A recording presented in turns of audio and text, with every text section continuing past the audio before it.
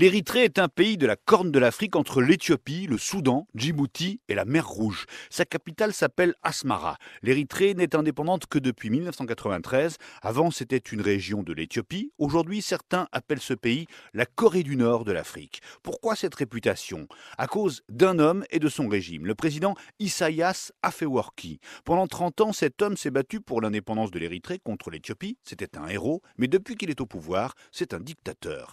L'armée contrôle tout. Le président considère que son pays est en guerre permanente. Il refuse l'aide internationale. L'Érythrée est en ruine. La capitale subit des coupures de courant tous les jours. Sur le site du ministère français des Affaires étrangères, il est fortement déconseillé d'aller en Érythrée. La population vit très mal. Les 6 millions d'habitants sont très pauvres. Dans le classement du développement humain de l'ONU, l'Érythrée est 182e sur 187. Très pauvre et pas libre. Les partis politiques sont interdits, la presse est muselée, les prisons sont surpeuplées, il y a de la torture. Le service militaire est obligatoire dès 18 ans pour les hommes et pour les femmes. Il peut durer jusqu'à 40 ans.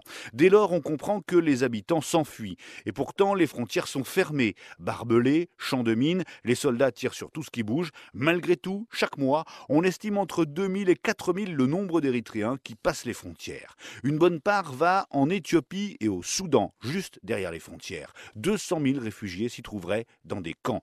Après, certains traversent l'Égypte et le désert du Sinaï pour tenter de rejoindre Israël. Dans ce pays, ils sont le premier groupe de réfugiés. Mais la grande destination, c'est l'Europe. Pour y arriver, les migrants traversent le Soudan, la Libye, marchent pendant des jours dans le désert. En chemin, ils sont souvent rackettés. Enfin, c'est des côtes libyennes qu'ils tentent de traverser la Méditerranée, direction la Sicile, avec les risques qu'on connaît.